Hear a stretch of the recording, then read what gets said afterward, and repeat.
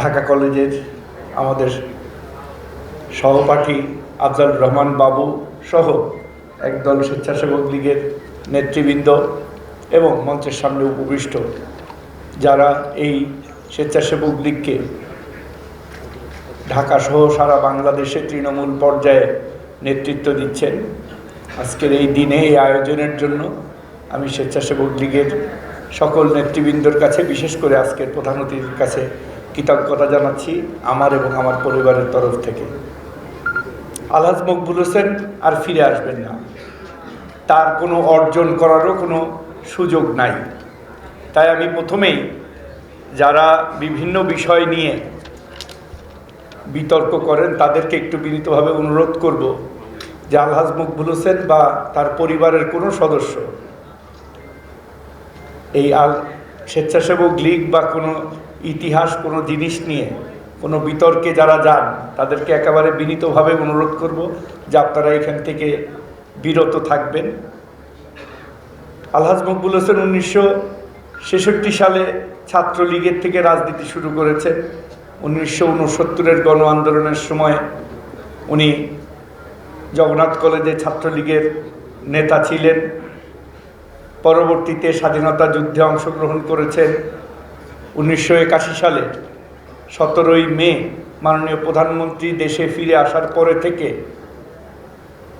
সার্বক্ষণিক ওনার সহযোগী হিসাবে, একজন কর্মী হিসাবে কাজ করার চেষ্টা করেছেন এবং মৃত্যুর আগ পর্যন্ত মাননীয় প্রধানমন্ত্রীর একজন কর্মী হিসাবে কেন্দ্রীয় আওয়ামী লীগের উপদেষ্টা মণ্ডলীর সদস্য হিসাবে দায়িত্ব পালন করেছেন। আজীবন বঙ্গবন্ধুর একজন আদর্শের সৈনিক ছিলেন। তাই আমি মনে করি যে উনি ওনার কর্মের মাধ্যমে বেঁচে থাকবেন। উনি একজন কর্মবীর মানুষ ছিলেন। যখন যে দায়িত্ব ওনাকে দেওয়া হতো উনি এটাকে একেবারে পবিত্র দায়িত্ব হিসাবে মনে করে ওনার সর্বোচ্চ উনি চেষ্টা করেছেন। আমি দেখেছি 91 সালে বাংলাদেশ আওয়ামী লীগ যখন 91 সালের নির্বাচনের পরে বিএনপি ক্ষমতায় আসার পরে বিএনপির প্রথম যে উপনির্বাচন ছিল সেই উপনির্বাচনে উনি ঢাকা 9 ধানমন্ডি মহত্তরের প্রার্থী ছিলেন। যে নির্বাচনে মাননীয় প্রধানমন্ত্রী ভোট দিতে গিয়ে ওনার গাড়িতে গুলি করা হয়েছিল, এই ইতিহাস সবারই জানা আছে। এবং সেই সময়ের পরে থেকে 1994 সালে মাননীয় প্রধানমন্ত্রী দলের এই দেশটা দুর্বিপাকের দেশ এবং কোনো রকম দুর্যোগ হলেই মাননীয় প্রধানমন্ত্রী চান যে আমরা যেন বাংলাদেশ আওয়ামী লীগ থেকে এগিয়ে যেতে পারি। ওনার উদ্দেশ্য ছিল ঘূর্ণিঝড় হোক, দুর্যোগ হোক, দুর্বিপাক হোক, মহামারী হোক, সকল সময় বাংলাদেশ আওয়ামী লীগের একটি সংগঠন যেন এই স্বেচ্ছাসেবকের মতো এই কাজটা করতে পারে।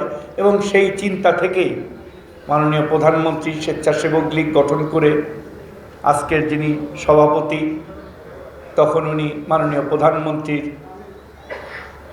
এপিএস হিসাবে দায়িত্ব পালন করেছেন।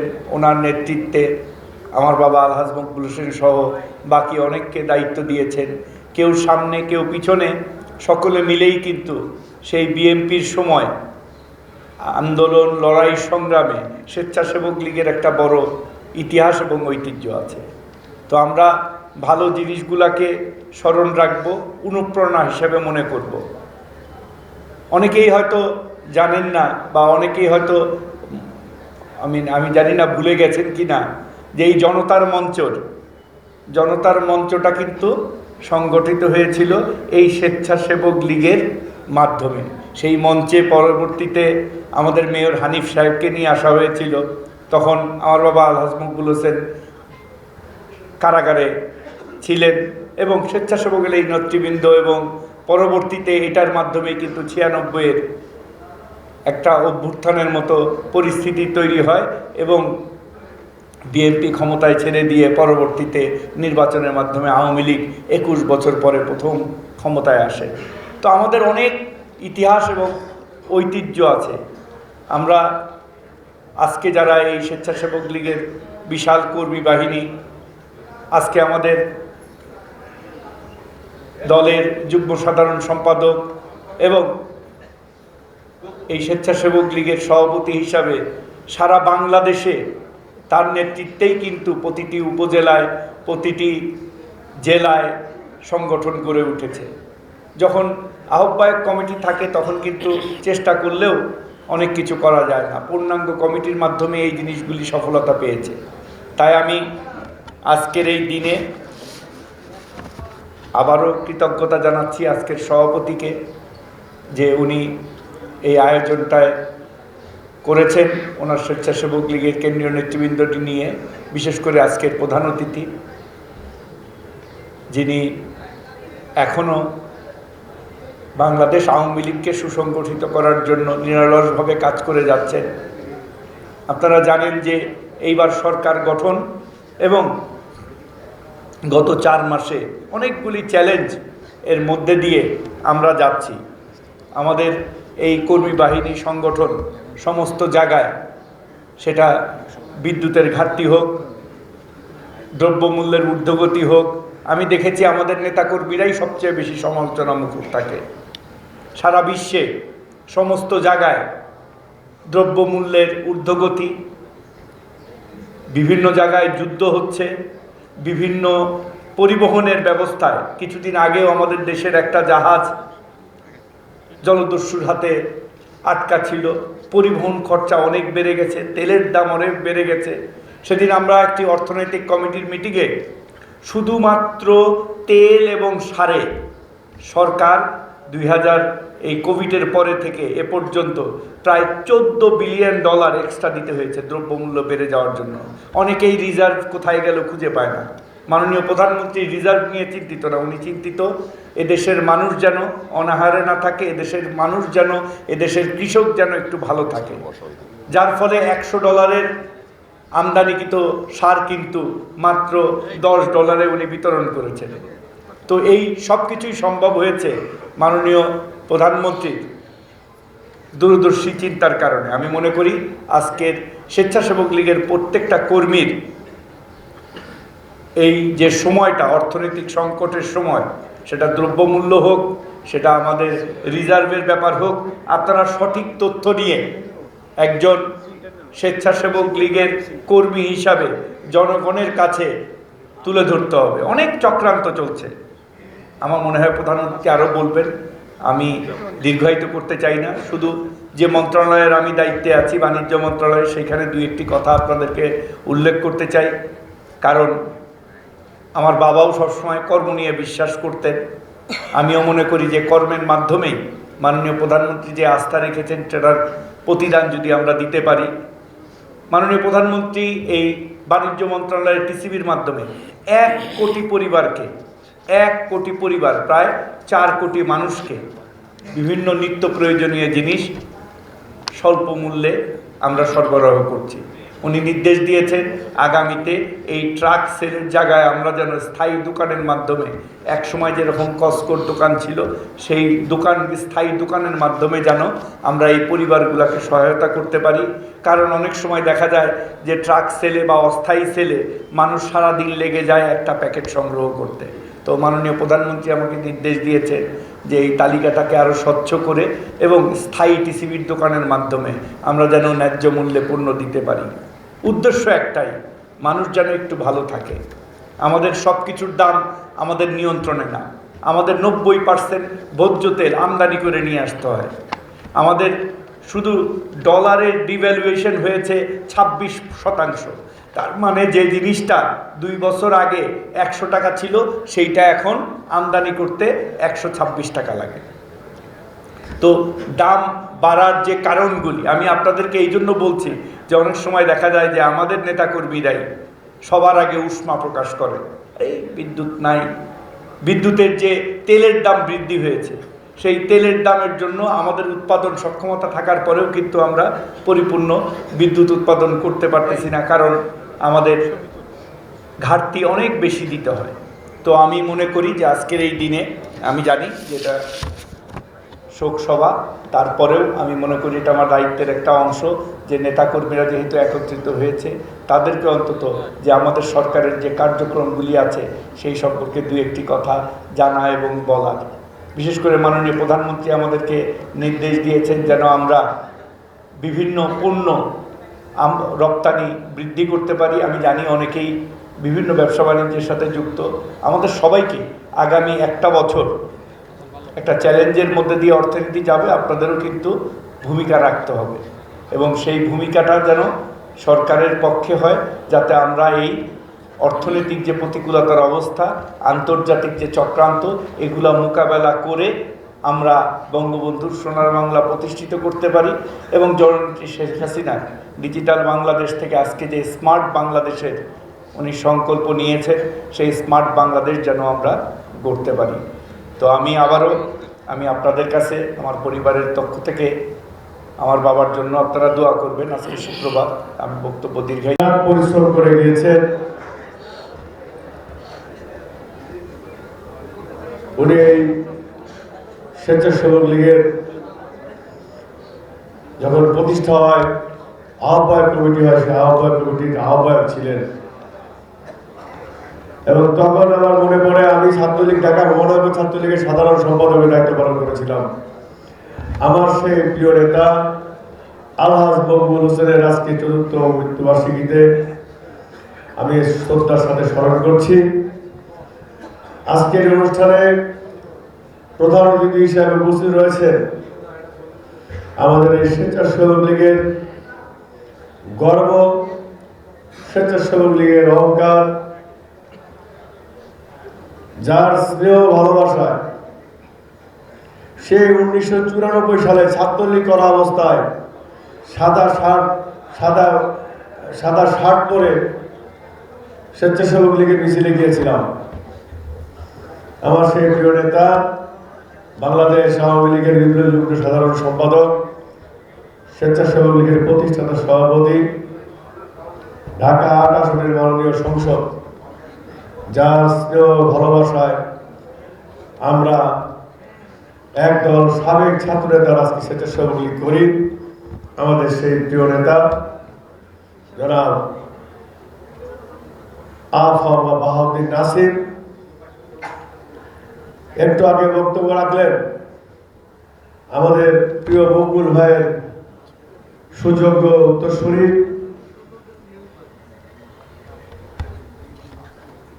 সুযোগ্য সন্তান, গণপ্রজাতন্ত্রী বাংলাদেশ সরকারের মাননীয় বাণিজ্য প্রতিমন্ত্রী আসাদুল্লাহ টিটু ভাই উপস্থিত রয়েছেন। আমাদের মকবুল ভাইয়ের আরেক সুযোগ্য সন্তান আমাদের ছোট ভাই পান্না অনুষ্ঠানটি সঞ্চালনা করছেন স্বেচ্ছাসেবক লীগের বিপ্লবী সাধারণ সম্পাদক, স্বেচ্ছাসেবক লীগের গর্ব এবং অহংকার আমার প্রিয় বন্ধু একে আফজালুর রহমান বাবু, উপস্থিত স্বেচ্ছাসেবক লীগের কেন্দ্রীয় নেতৃবৃন্দ, মহানগর নেতৃবৃন্দ, স্বেচ্ছাসেবক লীগের বিভিন্ন থানা ওয়ার্ড থেকে আগত প্রিয় বন্ধুরা, আজকে শুক্রবার, বক্তব্য দীর্ঘায়িত করতে চাই না। মকবুল ভাই একজন বিশিষ্ট শিল্পপতি ছিলেন। 1991 সালে নির্বাচনে বাংলাদেশ আওয়ামী লীগ ভোট বেশি পাওয়ার পরও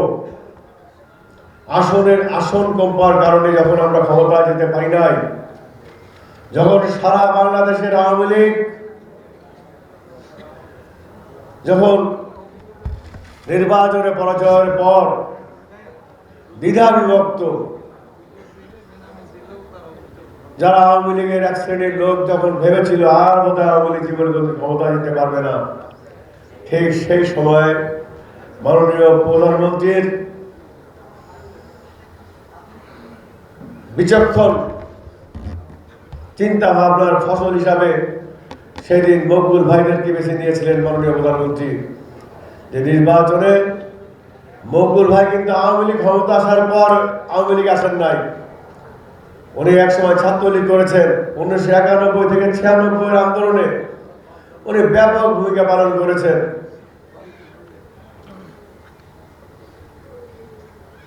উনি মোহাম্মদপুরের এমপি ছিলেন। উনি একজন দানবীর, উনি সবসময় গরিব মানুষের সেবার সহায়তা করে এসেছেন। তার সুযোগ্য সন্তানরাও চেষ্টা করেন যে গরিব দুঃখী অসহায় মানুষকে সেবা করার জন্য। তাই আজকের এই দিনে আমরা আমাদের প্রিয় নেতা আলহাজ মকবুল ভাইকে শ্রদ্ধার সাথে স্মরণ করব। আল্লাহ পাক যেন তাকে বেহেশত নসিব করেন, তার সন্তানদের জন্য আল্লাহ আরো বেশি সমৃদ্ধিশালী করেন, সুস্বাস্থ্যের অধিকারী করেন, যাতে তারা আরো বেশি বেশি করে তার বাবার আদর্শের মতো চলে এদেশের মানুষের সেবা সহায়তা করতে পারেন। বন্ধুরা, বক্তব্য দীর্ঘায়িত করব না। আপনারা জানেন যে আমাদের এই বক্তব্যের পর ওনারা আমাদের কিছু গরিব অসহায় লোকদের মাঝে কিছু সাহায্য দিবেন এবং আমাদের দুপুরে উনি খাওয়ার ব্যবস্থা করেছেন। আমি আপনাদের প্রত্যেককে অনুরোধ করব, আপনারা সবাই বের হবেন, বাইরে খাবার আছে, প্যাকেট নেবেন, পানি নেবেন, চলে যাবেন। কোনো পর্যাপ্ত খাবার আছে, প্লিজ খাবার নিয়ে কোনো করবেন না। আপনাদের প্রত্যেকে খাবার দেওয়ার পরও খাবার দু চারটে বাঁচবে। অতএব আপনারা যে ছাড়াছাড়িটা করেন। উপস্থিত হয়েছে বাংলাদেশ আওয়ামী স্বেচ্ছাসেবক লীগের কেন্দ্রীয় কমিটির দপ্তর সম্পাদক আজিজুল হক আজিজ, গ্রন্থান ও প্রকাশনা সম্পাদক মনোয়ার হোসেন বিপুল। ইতিমধ্যে আমাদের মাঝে এসে উপস্থিত হয়েছেন আমাদের সংগঠনের বিপ্লবী সাংগঠনিক সম্পাদক জনাব নাফিউল করিম।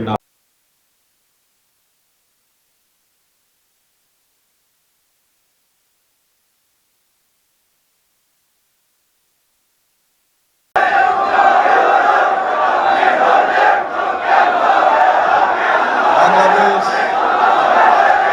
আওয়ামী স্বেচ্ছাসেবক লীগের উদ্যোগে আওয়ামী স্বেচ্ছাসেবক লীগের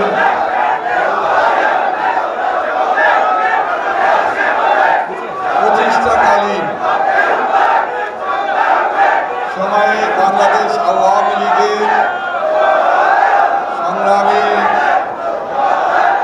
সভাপতি, মাননীয় প্রধানমন্ত্রী, গণতন্ত্রের মানুষ কন্যা দেশরত্ন শেখ হাসিনা অগণতান্ত্রিক শাসন, স্বৈর শাসন এবং স্বৈর শাসকদের হাত থেকে গণতন্ত্র পুনরুদ্ধারের আন্দোলনে আওয়ামী স্বেচ্ছাসেবক লীগের যাত্রা শুরু করার প্রত্যয় নিয়ে তিনি যে আহ্বায়ক কমিটি গঠন করেছিলেন, সেই কমিটির প্রথম আহ্বায়ক হিসাবে আমাদের শ্রদ্ধেয় আলহাজ মকবুল হোসেন সেই দুঃসময়ে তিনি দায়িত্ব পালন করেছেন এবং তার নেতৃত্বেই, তার সভাপতিত্বেই আওয়ামী লীগের প্রথম কাউন্সিল অনুষ্ঠিত হয়েছে। প্রিয় বন্ধুরা, আজকে তার ৪র্থতম মৃত্যুবার্ষিকী।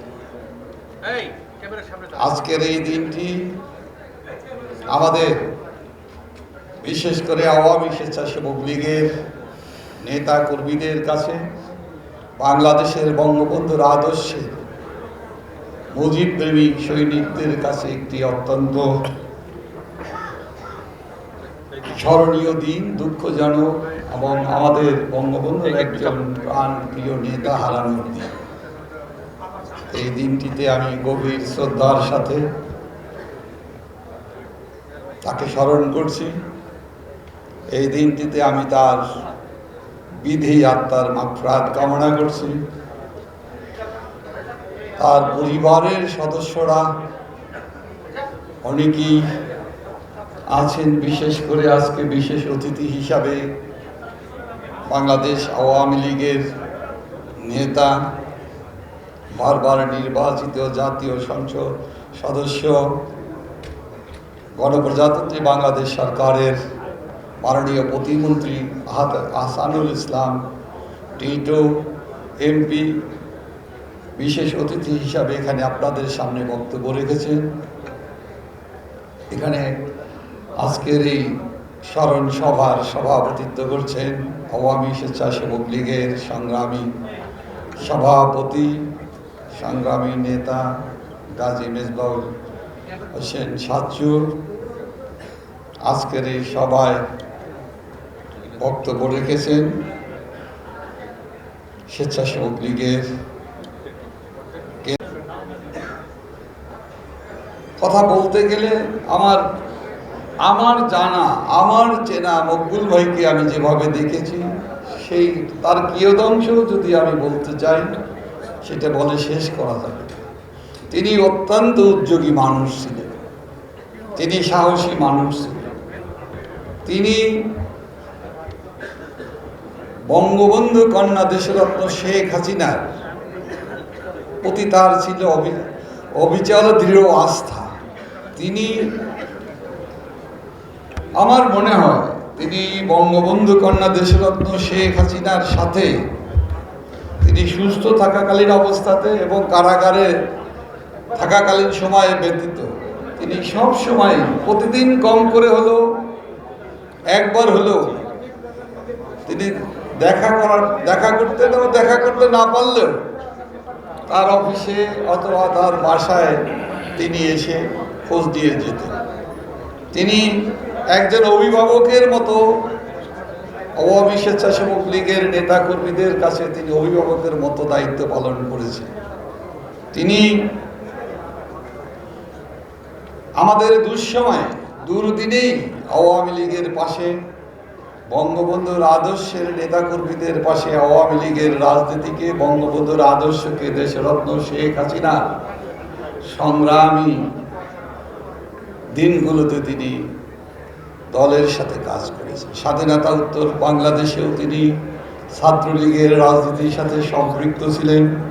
৭৫-এর পরবর্তী সময়েও তিনি একাধিকবার কারাগারে নিক্ষিপ্ত হয়েছে। ২০০১ সালের পরে বিএনপি জামাত যখন ষড়যন্ত্রের মধ্য দিয়ে সরকার গঠন করে, তারপরও তাদের দুঃশাসনের সময়ও তিনি বারবার কারাগারে নিক্ষিপ্ত হয়েছেন এবং তার পরিবারের তার সন্তান সহ দুইজনেই একই সময়ে কারাগারে ছিলেন। আমিও তখন কারাগারে যাওয়ার ভিতরেই ছিলাম, যাওয়া আসার ভিতরেই আমাদের দিনগুলো, হাজী মকবুল ভাইয়ের দিনগুলো পার হয়েছে। তিনি নিপীড়ন নির্যাতনকে, তার চলার পথকে কখনই বন্ধ করতে পারেনি স্বৈর শাসক খালেদা নিজামী জোট সরকারের দুঃশাসকেরা তাকে বন্ধ করতে পারে। আমরা আজকের এই দিনে তার প্রতি আমাদের শ্রদ্ধা, দোয়া, আমাদের ভালোবাসা অকৃত্রিম। যে মানুষটি, যার ভিতরে স্বাভাবিকতা যার ভিতরে ছিল, তিনি একজন প্রাণবন্ত মানুষ ছিলেন। তাকে কখনোই হতাশা যার ভিতরে দেখা যায়। তিনি সবসময় স্বপ্নচারী মানুষ ছিলেন এবং একজন স্বপ্নচারী মানুষ এগিয়ে যেতে পারে। একজন স্বপ্নচারী মানুষ, সংগ্রামী মানুষই জীবনে প্রতিটি ক্ষেত্রে প্রতিষ্ঠিত হতে পারে। আমরা যেটা আলহাজ মকবুল হোসেনের কাছ থেকে আমরা দেখেছি, তার জীবন, তার মৃত্যুর আগ পর্যন্ত তিনি একইভাবে, বয়স তার জন্য কখনো বাধা হয়ে দাঁড়ায়, সময় তার জন্য বাধা হয়নি। এরকম একজন মানুষ ছিলেন মকবুল ভাই। তিনি, আমরা স্বেচ্ছাসেবক লীগের বিভিন্ন জেলা পর্যায়ে এবং জাতীয় পর্যায়ে আওয়ামী লীগের কর্মসূচির সাথে যে কোনো কর্মসূচি পালনের ক্ষেত্রে আমরা তার সহযোগিতা পেয়েছি। নেতা হিসাবে তিনি নেতৃত্ব যেমন দিয়েছেন, তেমনিভাবে তিনি একটি সংগঠন পরিচালনার জন্য নানা ধরনের সহযোগিতা লাগে।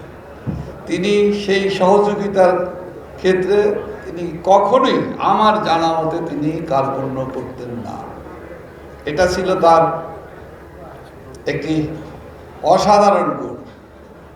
এবং আজকের এই দিনে এই কথাটি আমি এই কারণে স্বেচ্ছাসেবক লীগের নেতাকর্মীদের বলতে চাই যে আওয়ামী স্বেচ্ছাসেবক লীগের প্রতিষ্ঠাতা বঙ্গবন্ধু কন্যা দেশরত্ন শেখ হাসিনা যে স্বপ্ন ছিল, সেই স্বপ্ন পূরণের জন্য মকবুল ভাই স্বেচ্ছাসেবক লীগের সমৃদ্ধির সাথে স্বেচ্ছাসেবক লীগের সংগঠনের তৃণমূল পর্যায়ে গড়ে উঠুক, তার সমর্থন সহযোগিতা, কোনো আন্তরিকতার কোনো অভাব কখনোই ছিল না।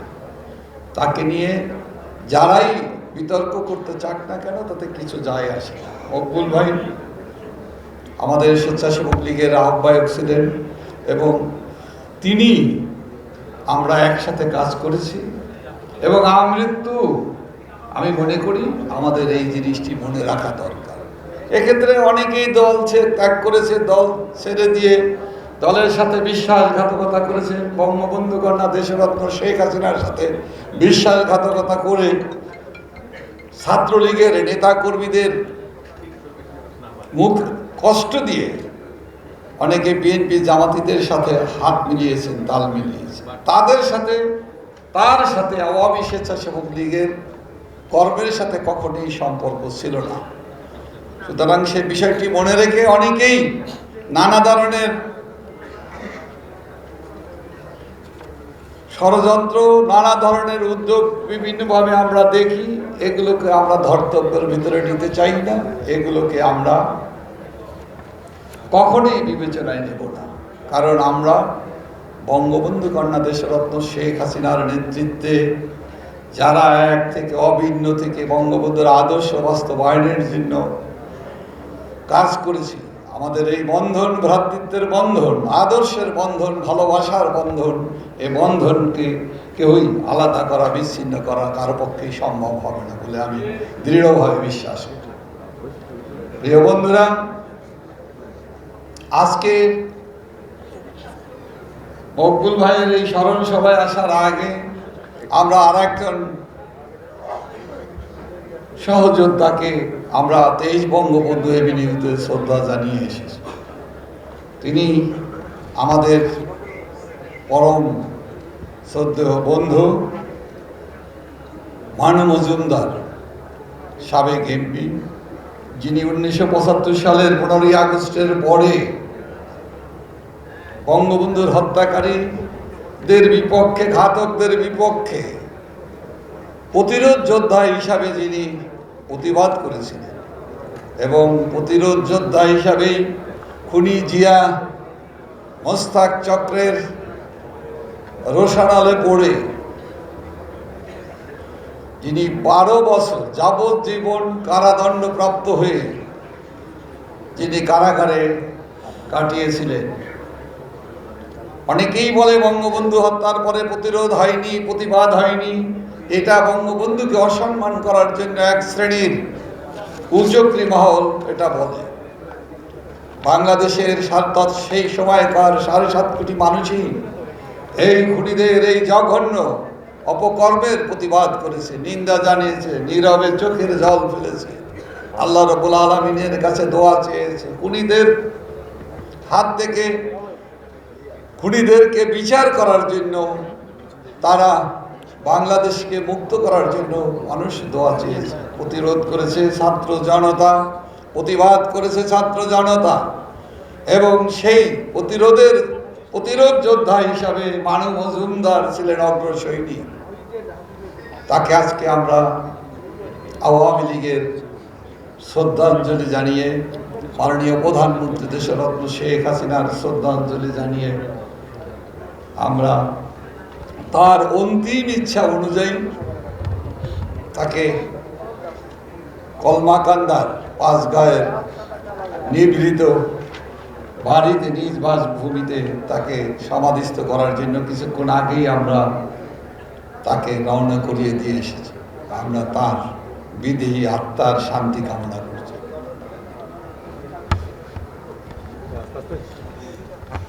প্রিয় বন্ধুরা, আমাদেরকে দেশের বিপক্ষে যারা ষড়যন্ত্র করে, সকল ষড়যন্ত্রের বিপক্ষে আমাদের আওয়ামী স্বেচ্ছাসেবক লীগের নেতাকর্মীদেরকে সোচ্চার হতে হবে। আমরা দেশের বিপক্ষে ষড়যন্ত্রকারীরা দেশের ভিতরে এবং বাইরে ষড়যন্ত্র চালিয়ে যাচ্ছে। ষড়যন্ত্র থাকবে, এই ষড়যন্ত্রকারীদের প্রতিরোধ করতে হবে এবং ষড়যন্ত্রকারীদের হাত থেকে আমাদের গণতন্ত্রকে রক্ষা করতে হবে, গণতান্ত্রিক ধারাবাহিকতাকে রক্ষা করতে হবে। বাংলাদেশের 18 কোটি মানুষের সমৃদ্ধির দিকে তাকিয়ে বাংলাদেশকে বিশ্ব সভায় সমৃদ্ধশালী জাতি হিসাবে, সমৃদ্ধ জাতি হিসাবে প্রতিষ্ঠার জন্য বঙ্গবন্ধু কন্যা দেশরত্ন শেখ হাসিনা বাংলাদেশে আসার পর থেকে তিনি যে লড়াই সংগ্রাম শুরু করেছেন, সেই দীর্ঘ লড়াই সংগ্রামের মধ্য দিয়ে বাংলাদেশ আজকে ঘুরে দাঁড়িয়েছে। বাংলাদেশের পরিবর্তন হয়েছে। রূপান্তরের নায়ক বঙ্গবন্ধু কন্যা দেশরত্ন শেখ হাসিনা আজকে বাংলাদেশের উন্নয়নশীল রাষ্ট্রে পরিণত হয়েছে। এই রাষ্ট্রটিকে, এই রাষ্ট্রীয় ব্যবস্থাকে, গণতান্ত্রিক শাসন ব্যবস্থাকে ধ্বংস করার জন্য স্বৈরতান্ত্রিক শক্তির দোষর, ৭৫-এর ঘাতক চক্র জামাত এবং মোল্লা বাদ বাংলাদেশের বিরুদ্ধে ষড়যন্ত্র অব্যাহত রেখেছে। আমরা সাম্প্রদায়িক শক্তির বিপক্ষে আমাদের যে রাজনীতি, সাম্প্রদায়িক শক্তিকে বিনাশ করার মধ্য দিয়েও সাম্প্রদায়িক বিষ বাষ্প ছড়িয়ে যারা বাংলাদেশকে ধ্বংস করতে চায়, এবং এই সাম্প্রদায়িক শক্তির দোসর হলো বিএনপি, এই সাম্প্রদায়িক শক্তির দোসর হলো মোল্লাতন্ত্র। মোল্লাতন্ত্রের হাত থেকে যেমন আমাদেরকে, সাম্প্রদায়িক শক্তির হাত থেকে আমাদেরকে রক্ষা করতে হবে। বাঙালি জাতির স্বপ্নসাদ, জাতির পিতার আজন্ম যে লালিত স্বপ্ন, অসাম্প্রদায়িক গণতান্ত্রিক সমৃদ্ধ বাংলাদেশ, সেই বাংলাদেশকে প্রতিষ্ঠার লড়াই কিন্তু আমাদের শেষ হয়ে যায়। আজকে আমরা বৈষম্যহীন বাংলাদেশ চাই। ধনী গরিবের বৈষম্য কমিয়ে আনতে হবে। আজকে যে বৈষম্যহীন বাংলাদেশ জাতির পিতা স্বপ্ন দেখেছিলেন, সেই স্বপ্ন পূরণের জন্য আমাদেরকে কাজ করতে হবে। আমাদের দ্রব্যমূল্য বৃদ্ধির জন্য যারা দায়ী এবং দ্রব্যমূল্য বৃদ্ধিকে পুঁজি করে যারা ব্যবসা লুটে, যারা ফায়দা লুটার চেষ্টা করে, তাদের বিপক্ষেও সরকার যেমন নিভাবে লড়াই করে যাচ্ছে, প্রচেষ্টা চালিয়ে যাচ্ছে দ্রব্যমূল্য নিয়ন্ত্রণ আনার জন্য, তার পাশাপাশি আমি বলতে চাই, যারা দ্রব্যমূল্য নিয়ে অতিরিক্ত মুনাফা ফায়দা লোটার চেষ্টা করে অথবা সিন্ডিকেট করে, যারা মানুষের দুঃখ কষ্টকে বাড়িয়ে দেয়, তাদের ব্যাপারেও আমাদের সতর্ক অবস্থানে, সতর্ক নজর রাখতে হবে।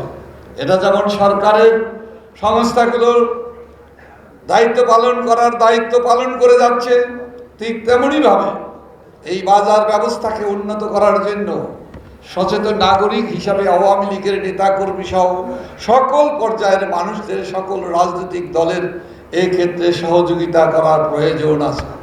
কিন্তু আমরা দেখি দ্রব্যমূল্য যখন বৃদ্ধি পায়, সরকার উদ্বিগ্ন হয়, আমরা উদ্বিগ্ন হই, আমাদের নেতাকর্মীরা সজাগ হওয়ার চেষ্টা করে, আর কতিপয় রাজনৈতিক দল তারা উচ্ছ্বাস প্রকাশ করে এবং দ্রব্যমূল্য লাগামহীনভাবে বেড়ে যাওয়ার জন্য তারা বিভিন্ন ধরনের প্রচেষ্টা চালায়, বিভিন্নভাবে অপপ্রচার চালিয়ে এই অসাধু ব্যবসায়ীদেরকে তারা সুবিধা লোটার জন্য তারা বিভিন্নভাবে তারা সহযোগিতা করে এবং তাদেরকে ষড়যন্ত্রের মধ্য দিয়ে তাদেরকে উজ্জীবিত করে বাংলাদেশের মানুষের দুঃখ কষ্টকে নিয়ে তারা রাজনীতি করতে চায়। এই ধরনের অপরাজনীতির হাত থেকে বাংলাদেশের মানুষের কষ্ট হোক, এটা আমরা কখনোই চাইতে পারি না। আমরা দেশরত্ন শেখ হাসিনার নেতৃত্বে বাজার ব্যবস্থাকে আরো উন্নত করা, নজরদারিকে আরো বাড়ানো এবং আন্তর্জাতিকভাবে সারা বিশ্বে দ্রব্যমূল্যের যে বৃদ্ধি পাচ্ছে, ডলারের যে মানি ইনফ্লেশন হয়েছে, তার থেকে সারা বিশ্বই আজকে ক্ষতিগ্রস্ত, বাংলাদেশও তার বাইরে নয়। সেই বিবেচনায় সব কিছুকে বিবেচনায় নিয়ে আমাদের অর্থনীতিকে, আমাদের সমৃদ্ধির পথযাত্রাকে আরও গতিশীল করতে হবে, আমাদের সংযমী হতে হবে, আমাদের প্রয়োজনের জায়গাগুলোতে সবাইকে দাঁড়াতে হবে। মনে রাখবেন, এটা শুধুমাত্র সরকারের একার কাজ নয়, এটা দেশের সচেতন নাগরিক হিসাবে প্রতিটি মানুষের দরকার। দেশপ্রেমিক নাগরিক হিসাবে আওয়ামী লীগের নেতা কর্মীরা সবসময় কাজ করে। প্রিয় বন্ধুরা, আজকে মকবুল ভাইয়ের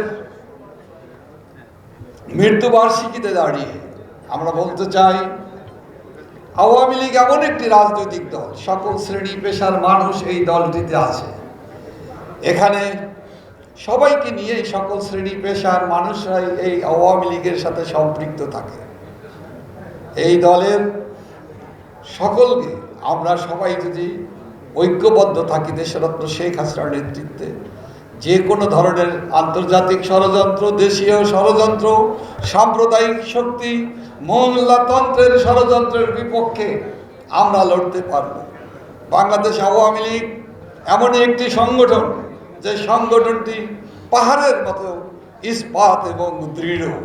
এই সংগঠনের নেতা কর্মীরা ঐক্যবদ্ধ থাকলে কোনো ষড়যন্ত্রে আমাদেরকে বাংলাদেশের সকল অশুভ রাজনীতি, অশুভ শক্তির হাত থেকে আমাদেরকে, বাংলাদেশকে আমাদের রক্ষা করতে হবে। আমাদের নেত্রী বঙ্গবন্ধু কন্যা দেশরত্ন শেখ হাসিনা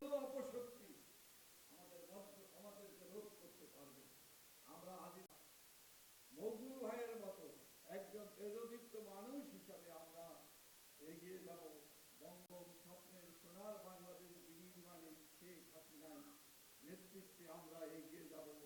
এই হোক আমাদের বাংলাদেশ চিরজীবী হোক।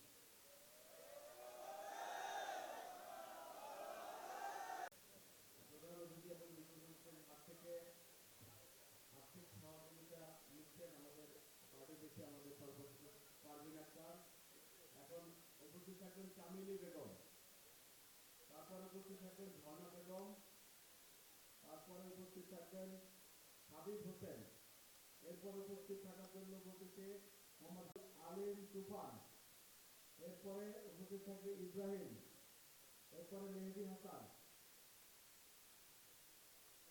এখন সহযোগিতা গ্রহণ করবেন। পরবর্তীতে আমাদের প্রেসিডেন্ট সেক্রেটারি সহ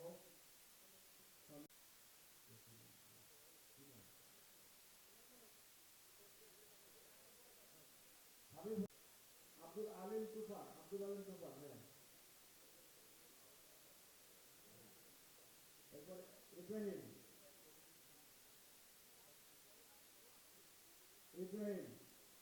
মেহেদি হাসান,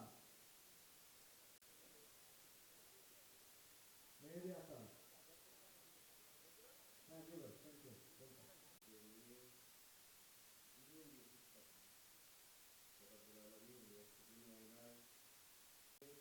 বাংলাদেশ আওয়ামী লীগ স্বেচ্ছাসেবক লীগের প্রতিষ্ঠাকালীন সভাপতি এবং সংগঠনের নেতাকর্মী সহ আপনার কাছে আমরা আজ করেছি, মওলা মেহেরবান জান্নাত নসিব করুন।